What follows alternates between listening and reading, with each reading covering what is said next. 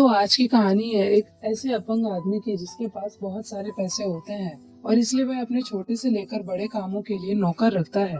मगर इससे पहले वो नौकरों को काम पर रखे वो सभी नौकरों का इंटरव्यू भी रखता है, जिसमें कि शहर के काफी सारे लोग इंटरव्यू देने के लिए आते हैं और इनमें से एक आदमी को काम पर रख लिया जाता है। और आगे चलकर उस अपंग की लाइफ में क्या होने वाला है वो हमको कहानी के आगे पता चलेगा। कहानी की शुरुआत होती है और हम देखते हैं ड्रिस नाम की एक आदमी को जो कि अपने मालिक फिलिप्स को पेरिस की सड़कों पर घुमा रहा था। मगर आगे चलकर रास्ते में उसको काफी ज्यादा ट्रैफिक मिलती है, इसलिए ड्रिस स्पीड लिमिट तोड़ देता है और काफी तेज रफ्तार में गाड़ी चलाने लगता है और इस वजह से उनके पीछे पुलिस लग जाती है। अब ड्रिस फिलिप्स से $100 की शर्त रखता है और कहता है कि वह पुलिस वालों से बचकर निकल सकता है। मगर तभी पुलिस वाले उसकी कार को दोनों तरफ से घेर लेते हैं। मगर ड्रिस बिल्कुल भी नहीं घबराता और वह एक बार फिर से फिलिप्स से $200 की शर्त लगाता है और कहता है कि पुलिस हमको जाने देगी। और गाड़ी से बाहर निकलते ही ड्रिस पुलिस के सामने एक्टिंग करना शुरू कर देता है और कहता है कि उसके फ्रेंड के पेट में दर्द हो रहा है और फिलिप पहले से ही पैरालाइज्ड है, इसलिए वह लोग रिस्क नहीं ले सकते और वह जल्द से जल्द अपने दोस्त को हॉस्पिटल ले जा रहा था। और जब पुलिस वाला गाड़ी चेक करता है तो उसके पीछे व्हील चेयर होती है और फिलिप भी अपना ड्रामा शुरू कर देता है। यह देखकर पुलिस वाले उन्हें जाने देते हैं और एक गाड़ी उनके पीछे लगा देते हैं ताकि वह जल्द से जल्द हॉस्पिटल जा सके। और पुलिस वालों के जाने के बाद हॉस्पिटल के स्टाफ के आने से पहले वो लोग गाड़ी लेकर वहां से निकल जाते हैं और $200 जीतने की खुशी में ड्रिस गाड़ी को साइड में रोककर फिलिप के साथ सिगरेट के कुछ कस्त लगाकर सेलिब्रेट करता है। और इन दोनों की गहरी दोस्ती की शुरुआत अब से कुछ महीने पहले हुई थी। फिलिप और उसके मैनेजर मैगली फिलिप के लिए केयर टेकर का एक इंटरव्यू ले रहे थे, मगर अब तक उनको कोई भी कैंडिडेट पसंद नहीं आया था। अब उसी समय ड्रिस भी वहां पर आ जाता है और वो भी अपने अंदाज में, और उसको इस नौकरी की कोई चिंता नहीं थी क्योंकि उसको तो सब कुछ पेपर पर साइन करवाने थे कि वह लोग उसको नौकरी पर नहीं रख सकते ताकि वो आराम से बेरोजगारी स्कीम का फायदा उठा सके। वो काफी टपोरी किस्म का आदमी था और उसको किसी भी बात की चिंता नहीं और वो अंदर आकर अपने ही अंदाज में कुर्सी पर बैठ जाता है और वह बेखौफ होकर मैगली से फ्लर्ट करने लगता है। और इसकी इन हरकतों की वजह से फिलिप्स को उसमें बहुत ही ज्यादा दिलचस्पी थी और वो ड्रिस को अगले दिन फिर से मिलने को कहता है। अब इंटरव्यू देने के बाद ड्रिस अपने छोटे से घर में पहुंचता है जहाँ पर उसके छोटे छोटे भाई बहन उसको काफी ज्यादा परेशान करते हैं। और तभी वह खिड़की से अपने छोटे भाई एडम को काली गाड़ी से उतरते हुए देखता है और घर आकर उसका भाई कहता है कि वह तो अभी स्कूल से वापस आ रहा है और वो एक बार फिर से बाहर चला जाता है, जिसकी वजह से ड्रिस को उसके ऊपर शक होने लगता है। आज शाम को जब ड्रिस की माँ वापस घर पर आती है तो वह उसको एक सोने का अंडा देता है जो कि उसने फिलिप के घर से चुराया था, लेकिन उसकी माँ उसके ऊपर चिल्लाना शुरू कर देती है क्योंकि वह पिछले 6 महीने से गायब था और वे ड्रिस को घर से बाहर निकाल देती हैं और कहती हैं कि यह घर है, होटल नहीं, जब मर्जी तब आ जाओ और जब मर्जी तब चले जाओ। अब अगली सुबह जब ड्रिस फिलिप के घर पर पहुंचता है तो वहां पर यूवोन नाम की मैड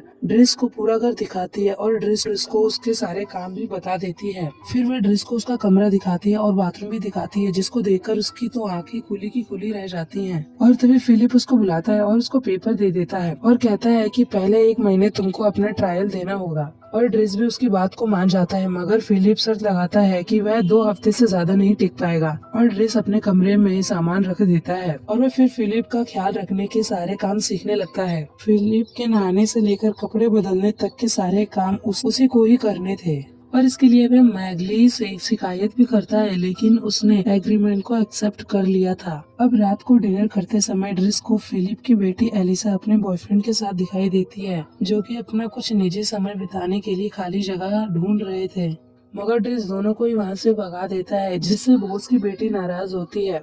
नाराज होना है तो हो जाए, लेकिन खाना खराब नहीं होना चाहिए। अब ऐसे ही कुछ दिन बीत जाते हैं और ड्रिस अपने सारे कामों को सीख लेता है और वह फिलिप के लिए आए हुए सारी चिट्ठियों को भी पढ़ा कर सुनाया करता था, मगर उनमें कुछ चिट्ठियां ऐसी थी जिनको पढ़ने की इजाजत ड्रिस को नहीं थी। और इतना सारा काम करने के बाद भी ड्रिस मजे में रहता था और मौका मिलने के बाद वह मैगली से फ्लर्ट भी किया करता था।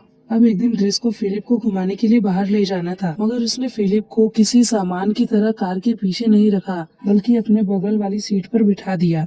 शुरुआत में तो ड्रिस को भी यह सही नहीं लगा, मगर थोड़ी देर बाद वह भी एक्साइटेड हो गया और जब वह बाहर निकलते हैं और एक आदमी ने उनके दरवाजे पर गाड़ी लगा रखी थी ड्रेस बिना देर किए अपनी गाड़ी से उतरता है और सलमी का कॉलर पकड़ के गाड़ी से बाहर निकालता है और घर के बाहर लगे नो पार्किंग का बोर्ड भी दिखाता है। और फिलिप भी उसके इस काम को देखकर काफी ज्यादा इम्प्रेस हो जाता है।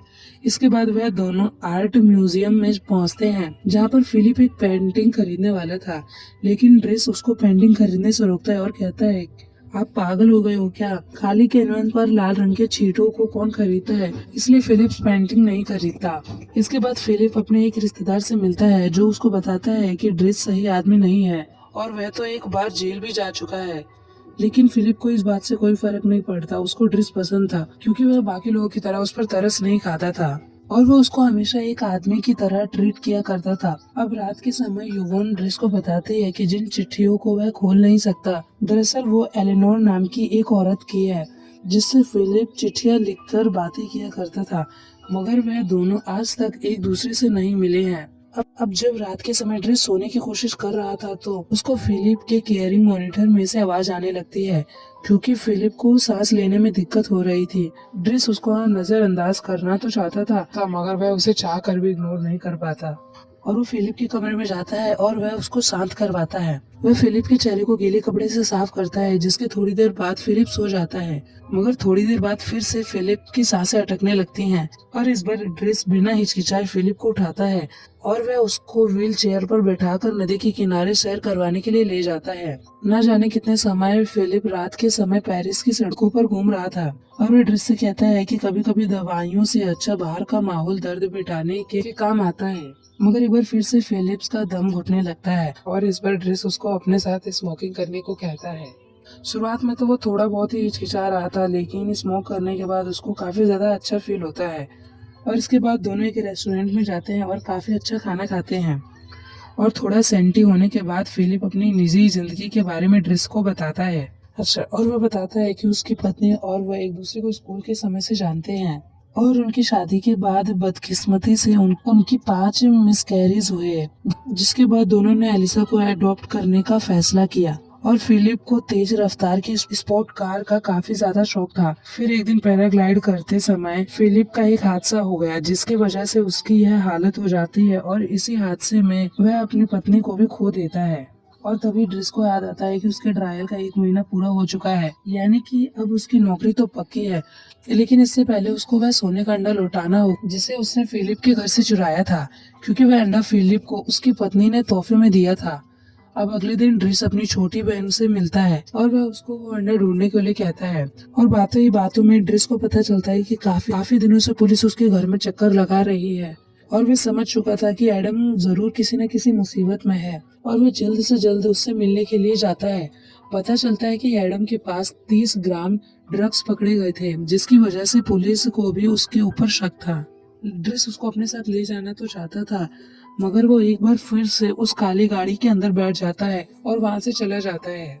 इसके बाद ड्रेस हताश होकर वहाँ से चला जाता है और ड्रेस फिलिप के पास आता है और वो उसके साथ बैठकर एलेनोर के लिए चिट्ठियां लिखवाने लगता है। और उसको यह बात जानकर काफी ज्यादा हैरानी होती है कि उन दोनों ने अभी तक एक दूसरे की तस्वीर तक नहीं है। इसलिए ड्रेस चिट्ठियों में से एलेनोर का नंबर निकालता है और वह फिलिप से उसकी सीधे बात करवा देता है।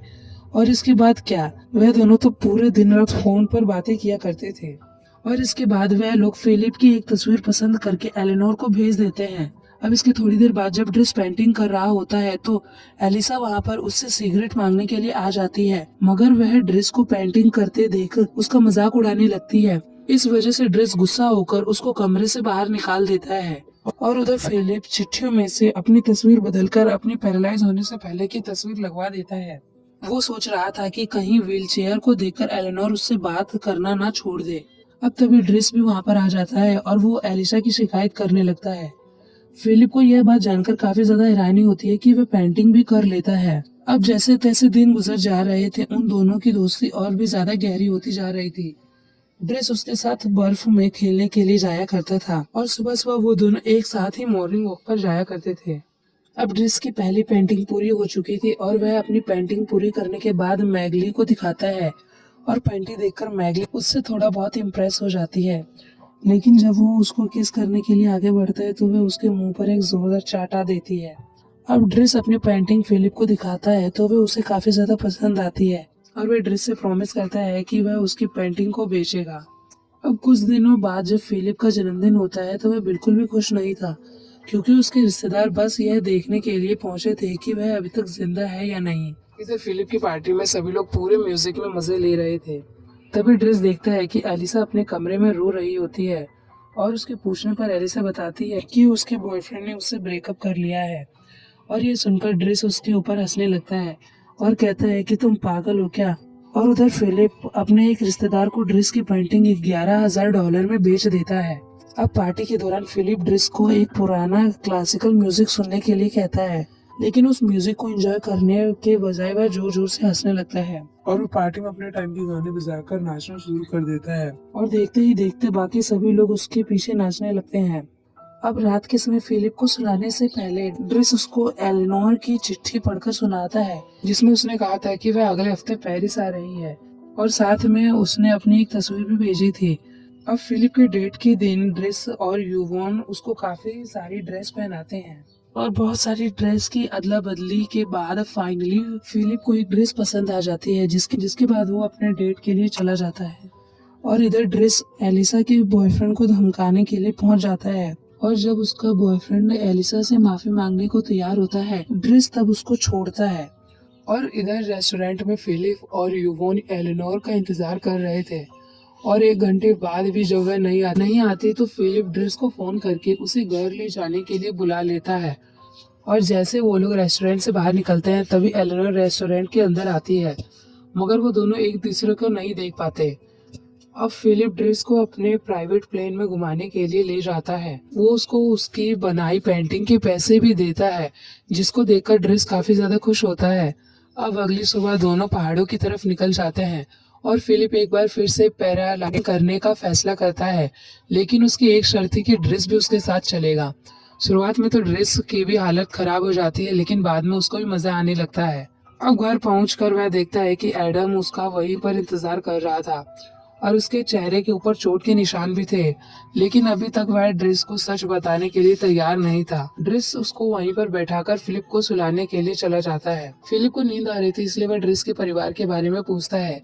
हिचकिचाते हुए ड्रेस बताता है कि उसके अंकल आंटी ने उसको गोद लिया था, और उन्होंने कई सारे बच्चों को भी गोद लिया था, और अंकल के मरने के बाद हम सबको मिलकर एक दूसरे का ख्याल रखना पड़ता है, क्योंकि हम सारे बच्चे अनाथ थे। और वो फिलिप को एडम के बारे में भी बताता है, और उसकी कहानी सुनने के बाद फिलिप उसको नौकरी छोड़कर घर पर ध्यान देने के लिए कहता है, और आखिर कब तक वह एक बूढ़े आदमी का ध्यान रखता रहेगा। अब जब अगले दिन वह सामान बांध कर वापस जा रहा था, तब वह आखिरी बार मैगली से फ्लर्ट करता है, और मैगली उसे सच बताती है, और वह उसे अपने दोस्तों से मिलाती है। अब अगले दिन फिलिप अपने एक नए केयर टेकर से मिलता है, जो कि काफी ज्यादा बोरिंग था, इसलिए वो चुपचाप बिना कुछ खाए अपने कमरे में चला जाता है। अब उधर दूसरी तरफ ड्रेस भी अपनी पुरानी जिंदगी में वापस आ चुका था, और वो काले कार वाले आदमी को भी धमका देता है कि वो उसके भाई के आसपास भटके ना। फिलिप भी अब काफी उदास रहने लगा था, और एक रात उसको काफी ज्यादा दर्द होता है, लेकिन वह किसी की भी मदद नहीं लेता, और आखिरकार यूवॉन ड्रेस को बुला लेती है। और यहाँ से कहानी पहुंच जाती है मूवी की शुरुआत वाली जगह पे। अब ड्रेस उसकी दाढ़ी बनाकर उसको एक रेस्टोरेंट में ले जाता है, जहाँ पर उससे कोई मिलने वाला था। ड्रेस ऑल द बेस्ट बोलकर उसको सोने का अंडा भी वापस कर देता है, और वहाँ से चला जाता है। अब थोड़ी देर बाद वहाँ एलिनोर आती है, और वह फिलिप को देखकर काफी ज्यादा खुश होती है, और उसको फिलिप के व्हीलचेयर से कोई भी दिक्कत नहीं थी, और आज भी वह दोनों एक साथ। तो कहानी की एंडिंग यहीं पर खत्म हो जाती है।